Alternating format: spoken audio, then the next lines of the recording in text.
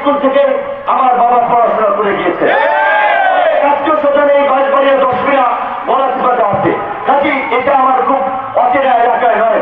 অনেকেই বলে ভাই হুমকি নামকি দেয়, আপনার মিছিলে গেলে আমাদের জাল্লা নাম কাটতে দেবে, আমাদের চাল দেবে না, আমাদেরকে হয়রানি করবে। কিন্তু একটা কথা বলে দিতে চাই, আপনি গণ অধিকার পরিষদের সাথে সম্পৃক্ত হওয়ার পরে আপনার যদি বিন্দুমাত্র ক্ষতি হয়, আমি আপনার পাশে আছি। আমাদের সমস্ত নেতা একেবারে আমরা বিশ্বাসী নাই, একবারে কাশি দেবে আর আমরা চলে যেতে বসে থাকি। এইভাবে আমরা রাজনীতি করবো না।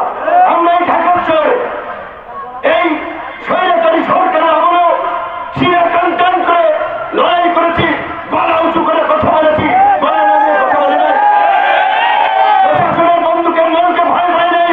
কাজে আজকে এই নিজের জনপদে নির্বাচনের জন্য এসেছি, ভোটের জন্য এসেছি, কারো দাড়ি কাশি শুনে উঠে যাওয়ার জন্য। আমি দল মত নির্বিশেষে সকলকে নিয়ে কাজ করতে চাই।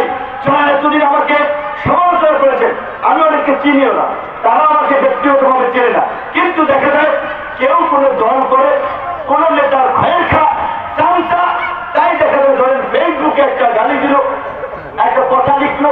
এখন আমার মতো মানুষের কিংবা আমাদেরকে এখন কাজ আছে ওই ফেসবুক নিয়ে পড়ে থাকার, ওইগুলো আমাদের সময় নাই।